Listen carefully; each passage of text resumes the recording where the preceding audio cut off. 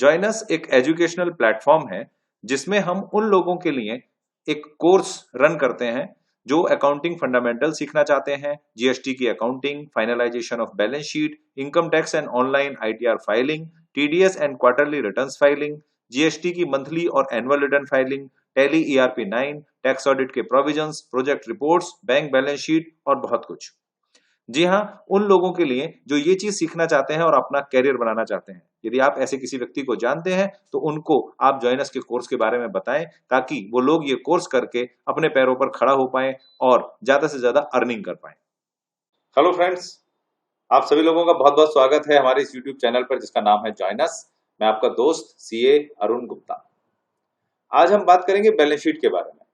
बहुत सारे लोगों को मेरी वीडियो पसंद आती है, उसके लिए मैं उन लोगों का बहुत बहुत धन्यवाद करता हूँ। आप लोगों ने कमेंट्स में कई बार मेरे को कमेंट्स करके कहा है कि बैलेंस शीट और प्रॉफिट एंड लॉस के बारे में कोई एक ऐसी वीडियो बनाई जाए जिसमें बैलेंस शीट और प्रॉफिट एंड लॉस के बारे में बहुत सारी चीजों का डिस्कशन किया जाए। तो आज कोशिश करते हैं एक बैलेंस शीट और प्रॉफिट एंड लॉस के बारे में बहुत बारीक बातों को जानने का। तो लीजिए स्टार्ट करते हैं। बात करते हैं एक बैलेंस शीट के फॉर्मेट की।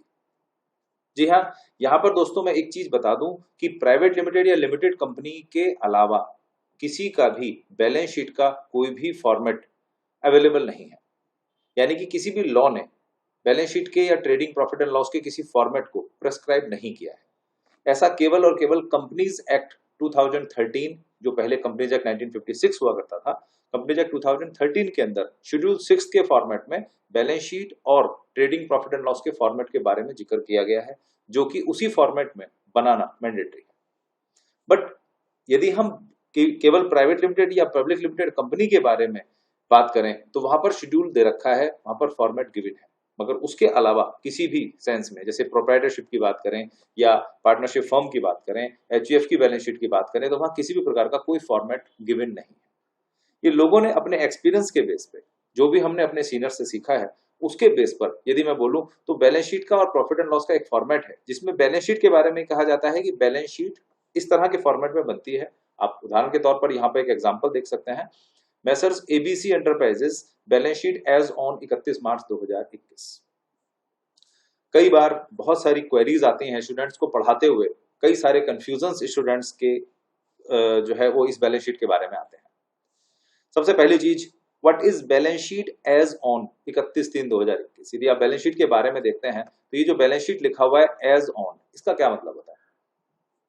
आप कहेंगे बैलेंस शीट 31/3/2021 की है ये, इसका मतलब है ये फाइनेंशियल ईयर 2021 की है। जैसा कि आप और हम सभी जानते हैं 1 अप्रैल 2020 से जो साल हमारा शुरू होता है अकाउंटिंग ईयर, वो 31 मार्च 2021 तक जाता है। इसी तरह से हर साल 1 अप्रैल से 31 मार्च हमारा अकाउंटिंग ईयर है।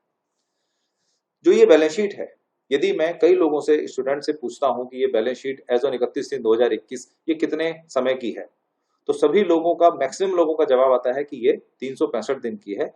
ये फाइनेंशियल ईयर 2021 की बैलेंस शीट है और इसमें जितने भी फिगर्स हैं वो सारी फाइनेंशियल ईयर 2021 की है। दोस्तों मैं यहाँ पर एक बहुत इंपॉर्टेंट पॉइंट डिस्कस करना चाहूंगा। इस बैलेंस शीट में जितनी भी फिगर्स हैं ये 31/3/2021 की हैं। दैट मीन्स ये बैलेंस शीट सिर्फ और सिर्फ एक दिन की है। बैलेंस शीट हमेशा एक दिन की बनती है। एज ऑन 31 मार्च का मतलब है सिर्फ और सिर्फ 31 मार्च की बैलेंस शीट है, ये 30 मार्च की भी बैलेंस शीट नहीं है। यानी 1 अप्रैल 20 से 31 मार्च 21 तक में जो भी अकाउंटिंग ईयर था, उस अकाउंटिंग ईयर में आपने जो भी ट्रांजेक्शन्स की हो वो बैलेंस शीट में नहीं आती। बैलेंस शीट में केवल वही बैलेंसेस आते हैं जो एज ऑन 31 मार्च को स्टैंड करते हैं।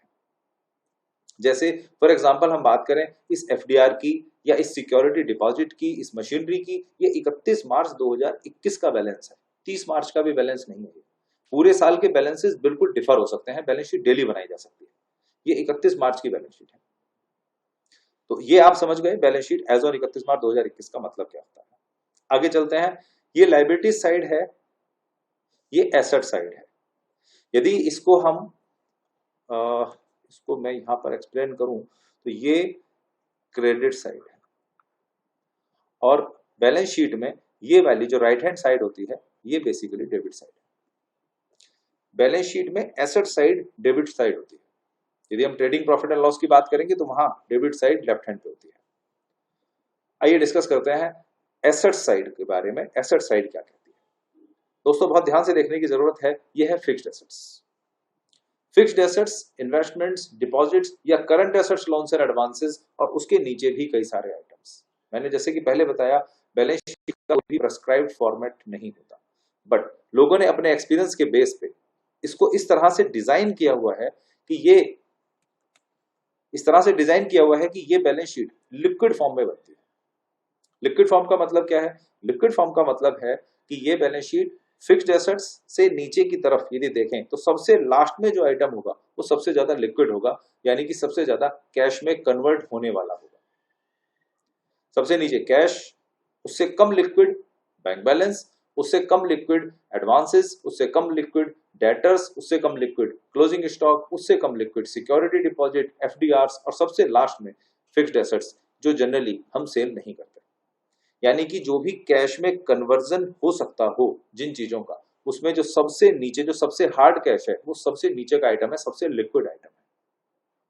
ओके, आगे चलते हैं। यदि बैलेंस शीट के बारे में वन बाय वन डिस्कस करें तो सबसे पहले पॉइंट आता है fixed assets. What is fixed assets? Fixed assets के बारे में यहां पर एक डेफिनेशन मैंने देने की कोशिश की है। फिक्स्ड एसेट्स का मतलब होता है any asset purchased for use in the business.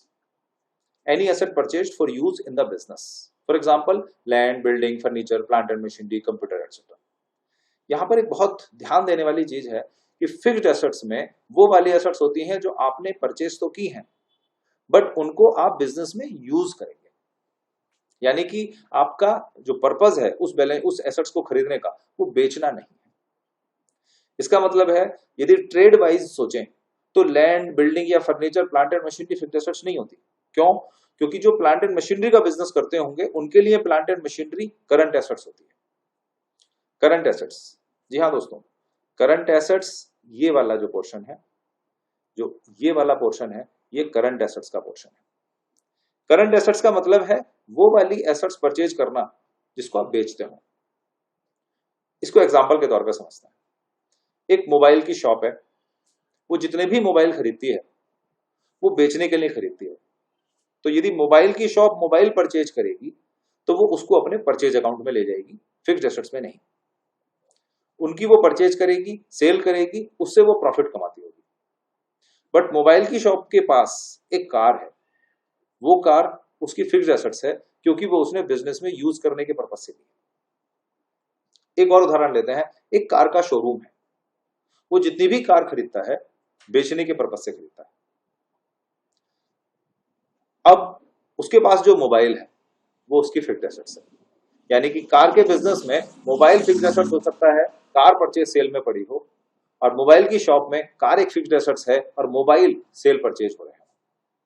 इसका मतलब है लैंड और बिल्डिंग या फर्नीचर फिक्स्ड एसेट्स हो ऐसा जरूरी नहीं है, क्योंकि जो लैंड डेवलपर्स होते हैं या जो प्रॉपर्टी डीलर्स होते हैं, जो बड़े बड़े बिल्डर्स होते हैं, उनके यहाँ पर लैंड और बिल्डिंग उनके ओपनिंग स्टॉक, परचेज, सेल और क्लोजिंग स्टॉक का पार्ट होती है, यानी कि ट्रेडिंग प्रॉफिट एंड लॉस का पार्ट होती है। वो उनकी फिक्स्ड एसेट्स नहीं होती, क्योंकि वो उन चीजों में ही डील करते हैं। हाँ, उनकी वो फिक्स्ड एसेट्स भी हो सकती है। मोबाइल की शॉप के पास अपना एक मोबाइल भी हो सकता है, कार के शोरूम के पास अपनी एक कार भी हो सकती है, वो उसकी फिक्स्ड एसेट्स है। फिक्स्ड एसेट्स के साथ एक सबसे बड़ी कंडीशंस जो जुड़ी हुई है वो है कि फिक्स्ड एसेट्स डेप्रिशिएट होती है। तो दोस्तों यहां पर एक बहुत इंपॉर्टेंट पॉइंट है नोट करने का कि जो ये लैंड का पोर्शन है, केवल लैंड को यदि हम एक बार छोड़ दें तो लैंड के अलावा सारी फिक्स्ड एसेट्स डेप्रिशिएट होती है। डेप्रिसिएशन का रीजन कुछ भी हो सकता है। डेप्रिसिएशन हो सकता है मार्केट से ऑब्सोल्यूट हो जाने की वजह से डेप्रिशिएट होती हो, या जैसे जैसे टाइम बीतता जा रहा है एसेट्स पुरानी होती जा रही है, या आप उसको यूज करते जा रहे हैं इसलिए वो पुरानी होती जा रही है। बट डेप्रिसिएशन का law, depreciation as per section 32 of the income tax act 1961, section 32 income tax में कहती है कि डेप्रिसिएशन लगाना मैंडेटरी है, डेप्रिसिएशन लगाना कंपलसरी है। ये आपका कोई ऑप्शन नहीं है कि इस बार लॉस आ रहा है तो मैं डेप्रिसिएशन चार्ज ना करूं। डेप्रिसिएशन उस हर कंडीशन में चार्ज करना पड़ेगा। यहाँ पे आपका क्वेश्चन आ सकता है, कई बार लोग पूछते हैं कि बिल्डिंग या फर्नीचर या प्लांट एंड मशीनरी या कंप्यूटर ये सारी चीजें डेप्रिशिएट होती हैं? जी हाँ, फिक्स्ड एसेट्स में जो भी चीज आपने परचेज की है सिवाय लैंड के, वो सभी चीजें डेप्रिशिएट होती हैं। किसी अगली वीडियो में जिक्र करेंगे सेक्शन 32 डेप्रिसिएशन का, कि डेप्रिसिएशन कितने तरीके से लग सकता है, डेप्रिसिएशन कितने % से एसेट्स के ऊपर लगता है। आइए बात करते हैं फिक्स्ड एसेट्स के बाद अगले पॉइंट इन्वेस्टमेंट्स की। इन्वेस्टमेंट क्या है? इन्वेस्टमेंट यानी वो वाला इन्वेस्टमेंट जो आपने अर्निंग लेने के पर्पज से इन्वेस्ट किया है। यदि फिक्स्ड एसेट्स और इन्वेस्टमेंट में डिफरेंस देखें तो फिक्स्ड एसेट्स आपने इसलिए परचेज की ताकि आप उसको बिजनेस में यूज करके अपना बिजनेस बढ़ा सकें। इन्वेस्टमेंट आपने इसलिए की है ताकि आप कुछ पैसा इन्वेस्ट करके उससे अर्निंग कमा सकें। यानी कि इन्वेस्टमेंट वाले पॉइंट में यदि देखें तो यहां पर अर्निंग एक बहुत बड़ा सोर्स है। अर्निंग, ये इन्वेस्टमेंट अर्निंग पर्पज से किया जा रहा है। फिक्स्ड एसेट से कोई अर्निंग नहीं होगी, फिक्स्ड एसेट से बिजनेस चलेगा। थर्ड पॉइंट पे आते हैं डिपॉजिट्स, सिक्योरिटी डिपॉजिट। यदि जनरल केस में देखा जाए तो इन्वेस्टमेंट और डिपॉजिट एक ही है, बट डिपॉजिट्स वो वाले डिपॉजिट्स होते हैं जहां हमारे ऊपर ये कंपल्सन हो कि हमें डिपॉजिट करना ही पड़ेगा। जैसे आपने बिजली का मीटर लगवाया और बिजली के मीटर में आपकी जेब से सिक्योरिटी जाती है, तो वो सिक्योरिटी डिपॉजिट है, इन्वेस्टमेंट नहीं है, क्योंकि वो आप अर्निंग के पर्पज से नहीं कर रहे। यानी कि यदि आपने किसी बड़ी कंपनी की एजेंसी लेनी चाहिए और उस कंपनी ने बोला कि आप हमारे यहाँ पर 2 लाख रुपए की सिक्योरिटी जमा करा दो, तो वो आपके ऊपर कंपल्सन है। बगैर 2 लाख की सिक्योरिटी जमा कराए हुए आप उससे एजेंसी नहीं ले पाएंगे, ये आपके ऊपर कंपल्सन है। कॉन्ट्रैक्टर्स को कहा जाता है कि आप 2-4 लाख रुपए की एफडीआर करा दो बैंक में और उस एफडीआर को आप हमारे पास रखो, तभी हम आपको कॉन्ट्रैक्ट देंगे। वो कंपल्सन है बिजनेस का, दैट इज डिपॉजिट। तो deposit some amount for earning extra income, for example in shares or in bank, this is investment. And compulsory deposit some amount for running the business, as security deposit in a company or a bank or rent security or hydro security, whatever you call, this is deposit. बात करते हैं current assets, loans and advances की। Current assets, loans and advances. Fixed assets का जहां मतलब है कि वो आपने इसलिए परचेज की थी ताकि वो आप बिजनेस में यूज कर सकें। इन्वेस्टमेंट आपने इसलिए किया ताकि आप उससे अर्निंग कमा सकें। डिपॉजिट आपने इसलिए किया क्योंकि वो बिजनेस में करना जरूरी था। और करंट एसेट्स वो वाली एसेट्स हैं जो अगले 1 साल के अंदर कैश में कन्वर्ट हो जाएंगी, जो अगले 1 साल के अंदर कैश में कन्वर्ट हो जाएंगी। यानी कि करंट एसेट्स में इसमें ये 1 साल वाला जो कॉन्सेप्ट है, 1 ईयर, ये 1 साल में कैश में कन्वर्ट हो जाएंगी। अब आप सोच के देखिए, यदि आपने बैंक में पैसा डाला हुआ है आप उसको निकाल सकते हैं। यदि आपने उधार माल बेचा हुआ है वहां से पैसा वापस आ सकता है। आपने किसी को एडवांस दिया हुआ है वहां से माल आ सकता है। आपने कोई एक्सपेंसेस एडवांस में किसी को पे किया हुआ है वहां से सेवाएं, सर्विसेज ली जा सकती हैं। जो स्टॉक है उसको बेचा जा सकता है, जो उधार है उससे पैसा लिया जा सकता है। यानी कि करंट एसेट्स में वो सारी चीजें आ सकती हैं जो विद इन 1 ईयर कैश में कन्वर्ट हो जाएंगी। इसका मतलब है यदि मैं किसी को लोन देता हूं 2 साल के लिए, 5 साल के लिए, तो वो करंट एसेट्स का पार्ट नहीं है। आप उसको डिपॉजिट्स में या इन्वेस्टमेंट में आप डाल सकते हैं क्योंकि आपने वो इंटरेस्ट कमाने के पर्पज से किसी को लोन दे रखा है, बट वो करंट एसेट्स नहीं है, क्योंकि करंट एसेट्स में वो वाले लोन्स नहीं आने चाहिए जो विद इन 1 ईयर कैश में कन्वर्ट नहीं होते।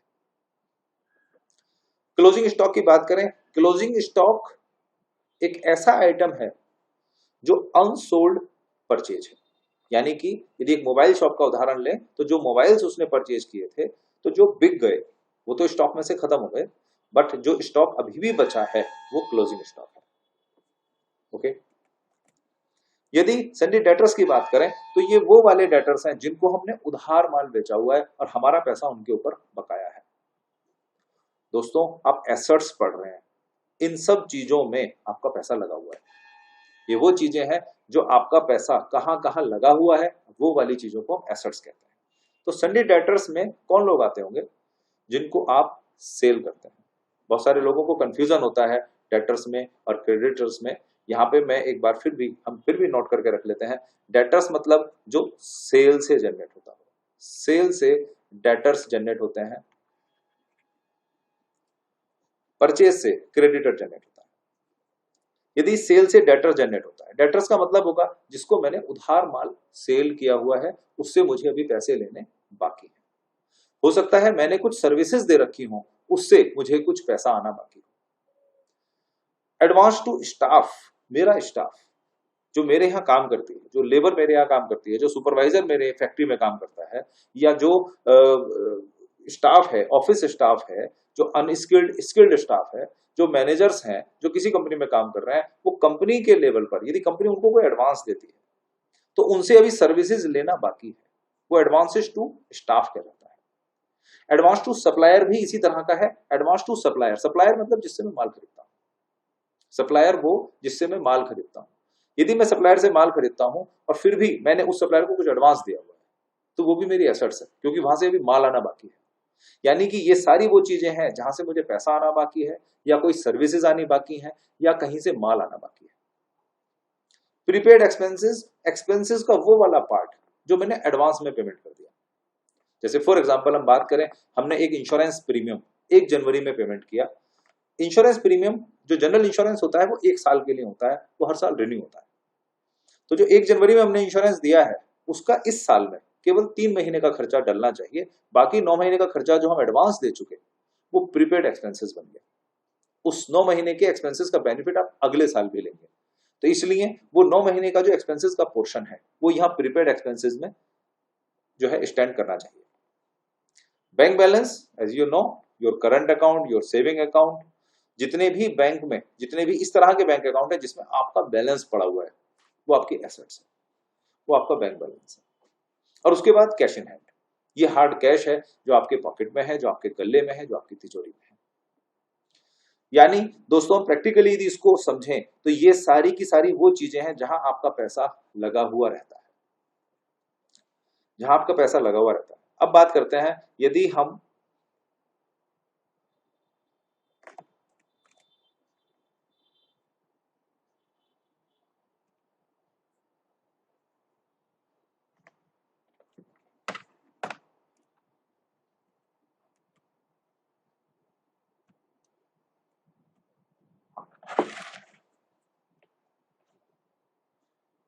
अब बात करते हैं क्रेडिट साइड की, यानी कि लायबिलिटीज की। लायबिलिटीज की बात करें तो लायबिलिटीज में सबसे पहले कैपिटल अकाउंट, फिर सिक्योर्ड लोन्स, अनसिक्योर्ड लोन्स और करंट लायबिलिटीज एंड प्रोविजंस।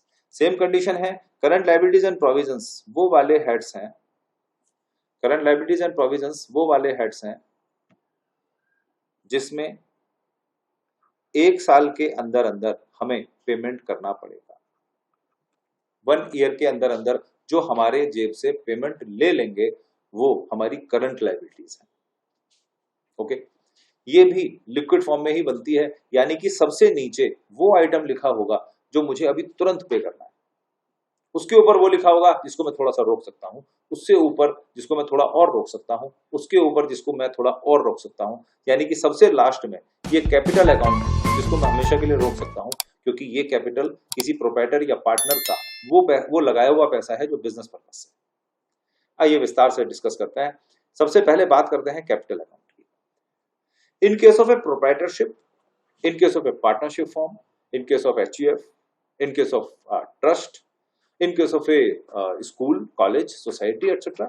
यहां पर ये जो पैसा आप बिजनेस में लगाते हैं ये कैपिटल कहलाता है। यदि ट्रस्ट की बात करें तो ट्रस्ट में इसी कैपिटल फंड को कॉर्पस फंड के नाम से भी जाना जाता है। किसी और वीडियो में कॉर्पस फंड के बारे में भी जिक्र करेंगे। आपको यदि वीडियो पसंद आती है तो आप कमेंट करके बताइएगा जरूर कि आपको और किन टॉपिक्स पर वीडियो आप मेरी देखना चाहते हैं। चलिए आगे बढ़ते हैं। कैपिटल अकाउंट में ओपनिंग बैलेंस और जो उन्होंने कैपिटल डाली एडिशन, प्लस जो इस साल का नेट प्रॉफिट आया, लेस विड्रॉल्स जो उन्होंने घर के खर्चे के लिए निकाल ली। दोस्तों ध्यान रखिएगा, केवल और केवल कंपनी के अलावा जो लोग होते हैं वहां पर ही ये कैपिटल का कॉन्सेप्ट इस तरह से चलता है। यानी कि यदि आप किसी कंपनी की बैलेंस शीट देखेंगे तो वहां पर कैपिटल में एडिशन या विड्रॉल्स या नेट प्रॉफिट का ट्रांसफर ये सब कुछ नहीं होता।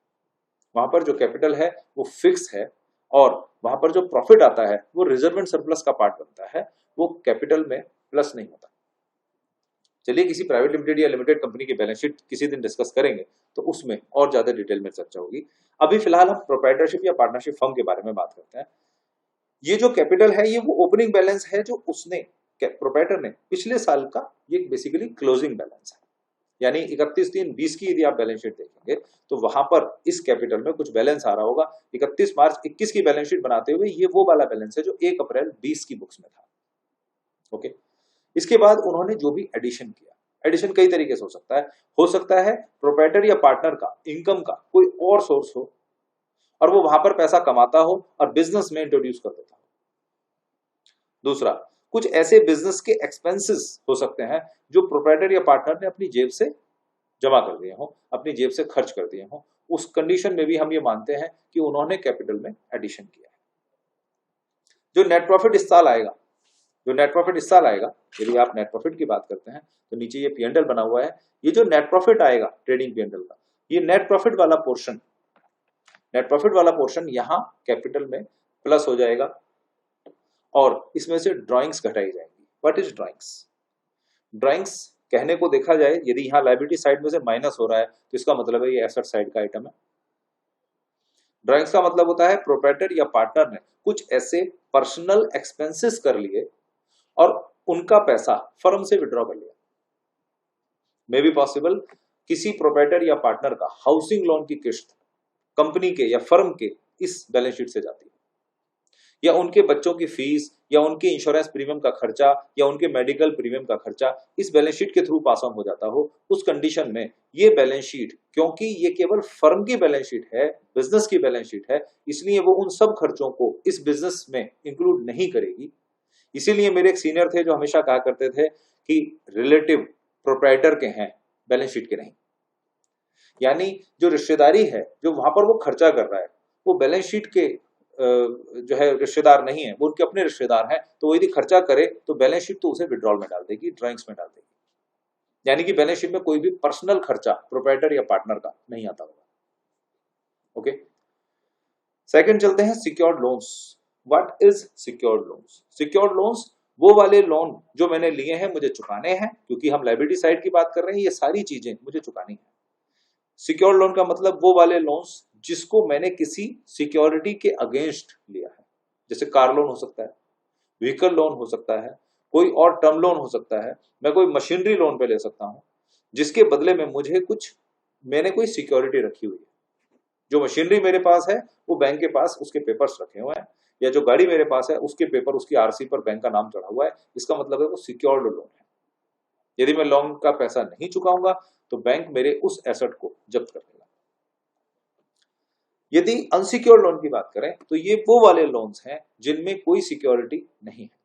हो सकता है मैंने अपने फादर से लोन ले लिया हो सकता है मैंने अपने ब्रदर से ले लिया हो सकता है मैंने अपने फ्रेंड से ले लिया हो, अपने किसी रिलेटिव से लोन ले लिया हो, विदाउट एनी इंटरेस्ट ले लिया हो या विद इंटरेस्ट ले लिया हो, दोनों ही कंडीशन में वो अनसिक्योर्ड है। काफी सारे केसेस में वो लोग मेरे से सिक्योरिटी नहीं लेते, इसलिए वो अनसिक्योर्ड लोन। यदि उन्होंने सिक्योरिटी ली है तो वो भी सिक्योर्ड लोन। ओके, और यदि किसी बैंक ने सिक्योरिटी नहीं ली है तो वो भी अनसिक्योर्ड लोन है। जैसे प्रोफेशनल्स को बैंक ओडी कर रहा है, ओवरड्राफ्ट फैसिलिटी दे रहा है, क्योंकि वहां प्रोफेशनल की कोई सिक्योरिटी नहीं हुई है तो आप उसको अनसिक्योर्ड लोन का पार्ट बना सकते हैं। क्रेडिट कार्ड है, आप उसको अनसिक्योर्ड लोन में डाल सकते हैं। आपने बैंक से लोन ले रखा है बट अनसिक्योर्ड है। ओके, यदि करंट लायबिलिटीज एंड प्रोविजंस की बात करें तो कायदे में वो क्रेडिट कार्ड का पेमेंट, क्योंकि मुझे विद इन 1 ईयर पेमेंट करना होता है, इसलिए वो करंट लायबिलिटी का पार्ट होना चाहिए, क्योंकि वो बैलेंसेस मुझे तुरंत चुकाने हैं। करंट लायबिलिटीज एंड प्रोविजंस में जैसे हमने बात करी CC limit, cash credit limit, bank ने आपको एक 20 लाख रुपए की लिमिट दे रखी है। इसका मतलब है कि आप जब चाहें बैंक से 20 लाख तक विड्रॉ कर सकते हैं। तो आपने कितना एक्चुअल में विड्रॉ कर रखा है, बेसिकली लिमिट का बैलेंस वो है। हर महीने बैंक आपसे उतनी अमाउंट पर उतने दिन का ब्याज चार्ज करता है जितनी अमाउंट आप जितने दिन अपने पास रखते हैं। सीसी लिमिट क्योंकि 1 साल में रिन्यू होती है, इसलिए वो हमेशा ही करंट लायबिलिटी का पार्ट है। यानी कि सीसी लिमिट आपको पूरी लाइफ के लिए नहीं दी गई है या 10-20 साल के लिए नहीं दी गई है। संडी क्रेडिटर्स की बात करें तो संडी क्रेडिटर्स वो व्यक्ति है, जैसा कि हमने पहले भी डिस्कस किया, जिससे आपने माल परचेज किया। एडवांस फ्रॉम कस्टमर मेरा कस्टमर से आया हुआ वो पैसा है जिसके अगेंस्ट मुझे अभी माल देना बाकी है। तो जहां मुझे पैसे देना बाकी है, सर्विसेज देना बाकी है या माल देना बाकी है, वो सारी की सारी लायबिलिटीज हैं। जैसे कि जब मुझे पैसा लेना था, माल लेना था या सर्विसेज लेनी थी, वो सारी की सारी मेरी एसेट्स थी। एक्सपेंसेस पेबल्स की बात करते हैं। एक्सपेंसेस पेबल का मतलब होता है वो वाले एक्सपेंसेस जो जिनकी नेचर तो एक्सपेंसेस की है बट अभी उनका मैंने पेमेंट नहीं किया। हो सकता है मैंने सैलरी अपने स्टाफ को अभी ना दी हो। यदि मैं उन्हें एडवांस दे देता हूं तो वो मेरी एसेट्स बन जाता है, क्योंकि मुझे उनसे अभी सर्विसेज लेना बाकी है। और यदि वो एक्सपेंसेस पेबल में पड़ा हुआ है, इसका मतलब है मैंने सर्विसेज ले ली हैं बट अभी मुझे पेमेंट करना बाकी है। ऑडिट फीस पेबल हो सकता है, सर्विस टैक्स पेबल हो सकता है, जीएसटी पेबल हो सकता है, गवर्नमेंट ड्यूज हो सकते हैं। प्रोविजंस की बात करें, वेजेस का पेबल हो सकता है, लेबर का पेबल हो सकता है, रेंट का पेबल हो सकता है, इलेक्ट्रिसिटी एक्सपेंसेस का पेबल हो सकता है, मोबाइल एक्सपेंसेस के पेबल हो सकते हैं। बहुत सारे ऐसे एक्सपेंसेस हैं जो एक्सपेंसेस तो हम कर चुके बट अभी हमने उनका पेमेंट नहीं किया। साथ में वो गवर्नमेंट ड्यूज भी जो हमारे ऊपर लाइबिलिटी जिनकी बन रही है बट हमने अभी पेमेंट नहीं करा, पीएफ का पेबल हो सकता है, ईएसआई का पेबल हो सकता है। तो आपने समझा बैलेंस शीट एज ऑन 31/3/2021 का मतलब हुआ एक दिन की बैलेंस शीट है।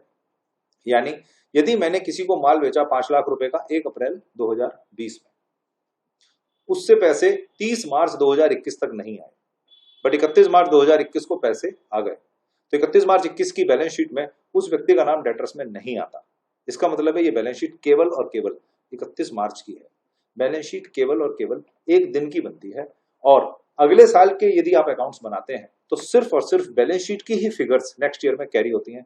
ट्रेडिंग प्रॉफिट एंड लॉस से इसका कोई मतलब नहीं होता। यदि प्रैक्टिकली सोचें तो केवल और केवल फाइनेंशियल डॉक्यूमेंट्स में बैलेंस शीट ही पार्ट है।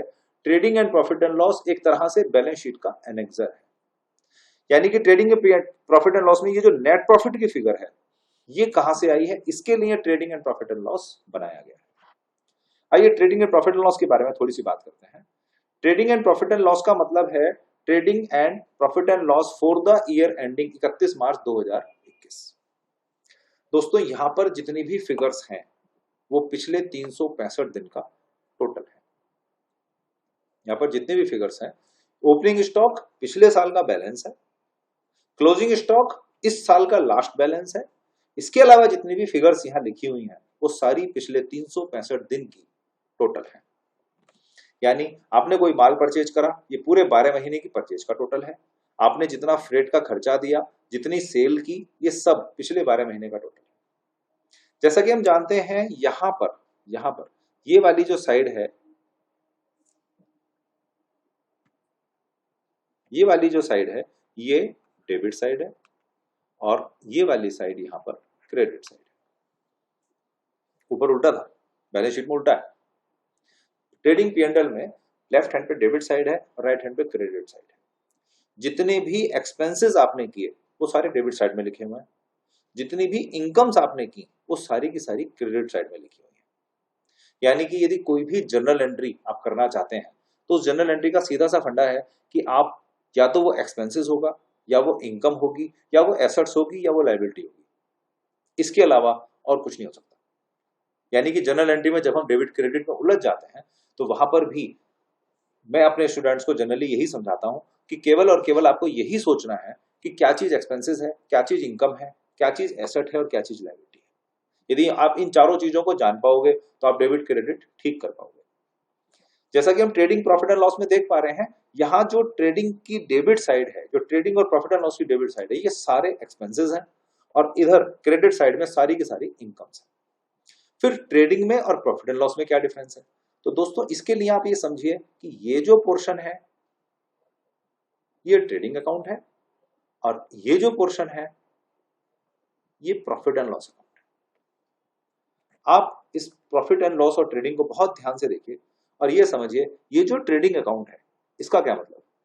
इस ट्रेडिंग अकाउंट का मतलब है ये केवल और केवल गुड्स से रिलेटेड है, केवल और केवल गुड्स से रिलेटेड है। आपके पास कितना गुड्स था, ओपनिंग स्टॉक, आपने कितना खरीद लिया, परचेज, आपने कितना इस साल बेच दिया, सेल, और आपके पास लास्ट में कितना बचा, क्लोजिंग स्टॉक।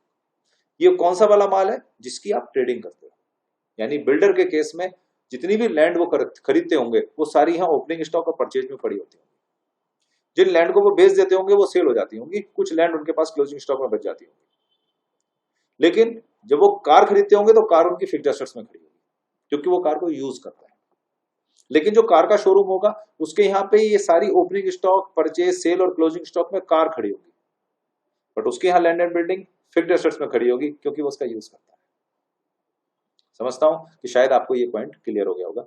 गुड्स के बारे में यदि क्लियर ना हुआ हो तो कमेंट करके मुझे बॉक्स में जरूर बताइएगा कि यहाँ पर भी अभी भी कोई ऐसा कंफ्यूजन है जो आपके दिमाग में आ रहा है जो शायद मैं क्लियर ना कर पाया हूँ। कोशिश करेंगे अगले वीडियो में उसके बारे में भी बात करें। ये जो ट्रेडिंग में परचेज का अकाउंट है, इसके साथ एक जो आइटम आ रहा है, ये वो वाले एक्सपेंसेस हैं जो माल खरीदने में, माल के वहां के जहां से आपने माल खरीदा है वहां के चलने से लेकर आपकी शॉप या आपकी फैक्ट्री तक जो आने का खर्चा माल का होता है, वो सारा का सारा परचेज के नीचे जो डायरेक्ट एक्सपेंसेस है इसका पार्ट बन जाता है। किस तरीके के खर्चे हो सकते हैं? हो सकता है आपको टोल टैक्स लग गया हो माल लाने में, हो सकता है आपको ट्रांसपोर्टर ने कोई बिल दे दिया हो, कोई भाड़ा आपको पे करना पड़ा हो। नॉर्मल केस में हो सकता है आपने उस माल का इंश्योरेंस पे किया हो। ट्रेडर के केस में, मैन्युफैक्चरर के केस में माल को बनाने तक के खर्चे सब ट्रेडिंग का पार्ट है। रॉ मटेरियल भी उसी में आता है, उसकी वेजेस भी उसी में आती है, इलेक्ट्रिसिटी एक्सपेंसेस भी उसी में आता है क्योंकि उसके बगैर उसकी मशीनें नहीं चलती।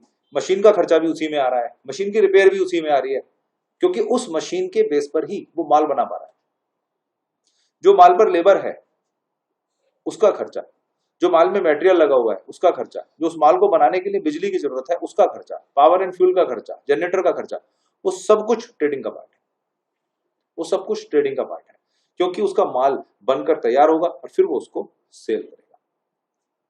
यानी कि यदि हम ग्रॉस प्रॉफिट की बात करें तो एक ग्रॉस प्रॉफिट होता है और एक नेट प्रॉफिट होता है। ग्रॉस प्रॉफिट का मतलब है केवल और केवल माल के खरीदने और बेचने में जो आपने रेट का डिफरेंस किया हुआ है, बेसिकली वो वाला प्रॉफिट ग्रॉस प्रॉफिट है। ठीक है। यदि ग्रॉस प्रॉफिट रेशो की बात करें, यदि ग्रॉस प्रॉफिट रेशो की बात करें, ग्रॉस प्रॉफिट रेशो से मतलब है यहां पे ग्रॉस प्रॉफिट रेशो से मतलब है कि यदि इस ग्रॉस प्रॉफिट की बात करें, gross profit upon sale into 100, GP ratio, it's a very simple. GP ratio का मतलब होता है, GP ratio gross profit ratio का मतलब होता है gross profit upon sale multiplied by 100।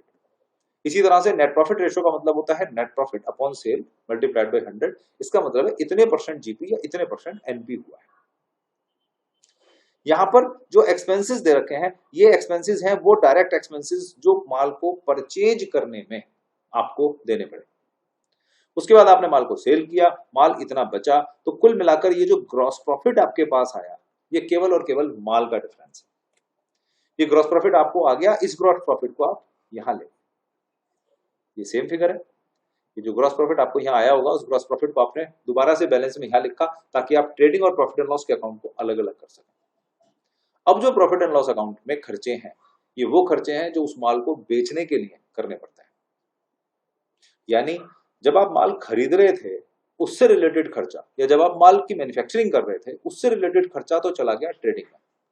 अब माल को बेचने के लिए जो खर्चे करने पड़ेंगे, आपको शॉप लेनी पड़ेगी, आपको ऑफिस से स्टाफ रखना पड़ेगा, स्टेशनरी खर्च होगी, बिजनेस प्रमोशन होगा, एडवर्टीजमेंट करने पड़ेंगे, सेल्स प्रमोशन करना पड़ेगा, रेंट देना पड़ेगा, सिक्योरिटी देनी पड़ेगी, लोन लेंगे तो ब्याज देना पड़ेगा, स्टाफ रखना पड़ेगा, सैलरी देनी पड़ेगी। ये सारे खर्चे प्रॉफिट एंड लॉस के खर्चे हैं क्योंकि ये माल बिक जाए इसके लिए किए जा रहे हैं।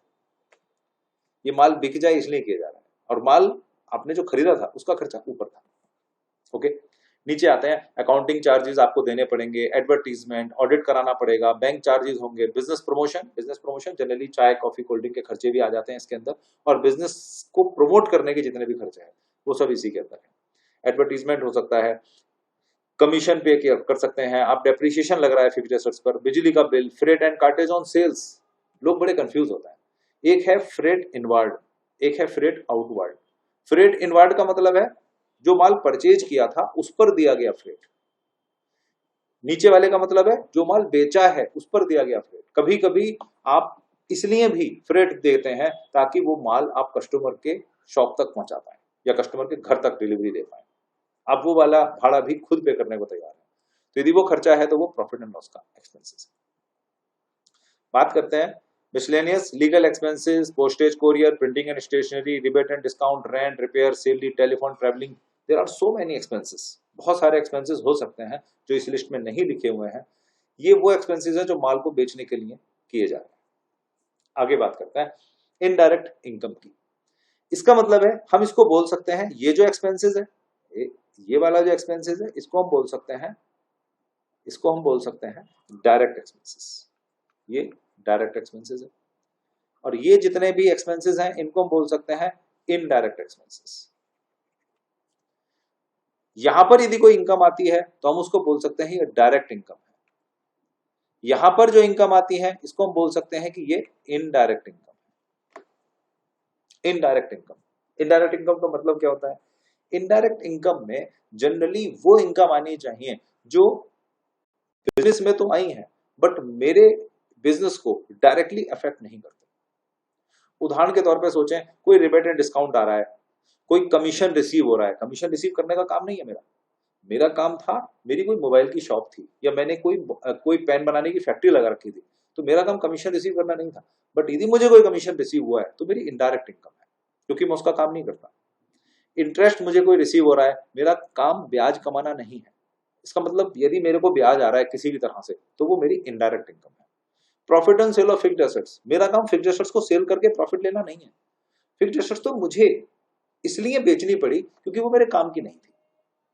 यानी कि पुरानी मशीनरी में सेल करता हूं और सेल करने के समय मुझे पता चलता है यार इस पर कुछ प्रॉफिट हो गया, कुछ ज्यादा में बिक गई किसी वजह से, तो वो प्रॉफिट एक इनडायरेक्ट इनकम आप मान सकते हैं। मुझे कोई रेंट रिसीव होता है, मेरा काम रेंट पर मकान देना नहीं है, बट यदि मेरे को कोई रेंट रिसीव हो रहा है तो मेरी इनडायरेक्ट इनकम हो सकती है। तो ध्यान से देखें, तो ये डायरेक्ट एक्सपेंसेस हैं, ये इनडायरेक्ट एक्सपेंसेस हैं, ये डायरेक्ट इनकम है और ये इनडायरेक्ट इनकम है।